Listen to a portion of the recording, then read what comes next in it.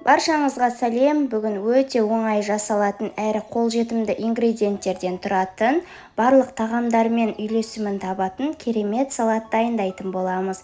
Алдымен картопымызды теркіден өткіземіз. Корейский салат жасағанда қолданатын теркіден барлық керекті ингредиенттерімізді өткізетін боламыз. Одан кейін картопымызды әбден қайта мұздай суға, салқын суға жақсылап жуып алатын боламыз. Одан кейін кептіреміз, үстін жақсылап құрғатып алуымыз қажет, міндетті түрде жақсы күтірлік болып пісуі үшін. Капустамызда қолданатын свежий болуы қажет, міндетті түрде күтірлік болып тұруы керек. Оны да ұсақтап жақсылап турап дайындап аламыз. Одан кейін сәбізімізді, қызылшамызды да дәл осындай теркіден өткізіп дайындап аламыз. Ал достар, рецепттерім ұнап жатса лайк басып, каналға тіркеліп, міндетті түрде қоңыраушаны басуды ұмытпаңыздар.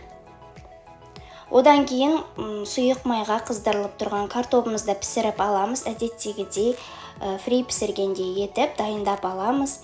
Және де үстіне кішкене тұзымызды сеуіп, және де 1-2 чесноктың тісін салып, 2-3 қасық қаймақ немесе майонезімізді салып, жақсылап араластырып, үстінен фриімізді салып ұсынамыз.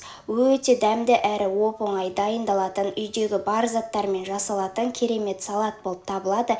Міндетті түрде жасауға кеңес етемін. Сіздерге ұнайтынына сенімдімін. Назарларыңызға рахмет.